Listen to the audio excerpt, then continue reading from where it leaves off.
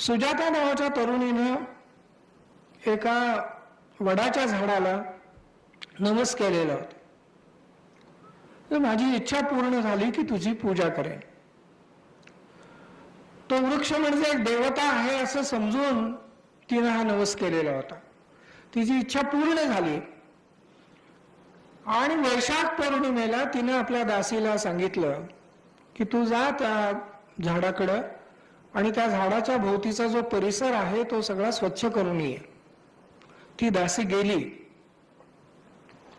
त्या दिवशी सिद्धार्थ त्या वडाच्या झाडाखाली सकाळी सकाळी येऊन चिंतन करीत बसलेले होते. अजून बोधी प्राप्त झालेली नाही. त्या दिवशीची सकाळ आहे, पण ज्ञानाच्या जवळ माणूस पोचलेला आहे. याचा जो एक काही प्रभाव तो सगळा त्यांच्या व्यक्तिमत्वातून झळकत होता. स्वाभाविकपणे ती दासी प्रभावित झाली आणि तिला असं वाटलं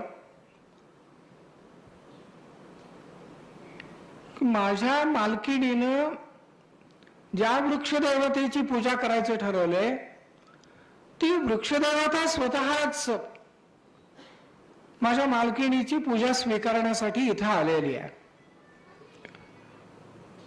तिची समजूत झाली.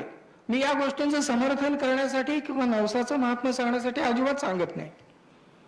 ह्या गोष्टी तिची भावना आहे त्या काळातली. मला जी गोष्ट सांगायची आहे ती त्या गोष्टीजवळ मी नेमका आल्यानंतर मी सांगेन की मला इथे हे सांगायचं आहे म्हणून. ती परत गेली अतिशय आनंदानं आणि तिनं जाऊन सुजातेला सांगितलं की वृक्षदेवता साक्षात तुमची पूजा स्वीकारण्यासाठी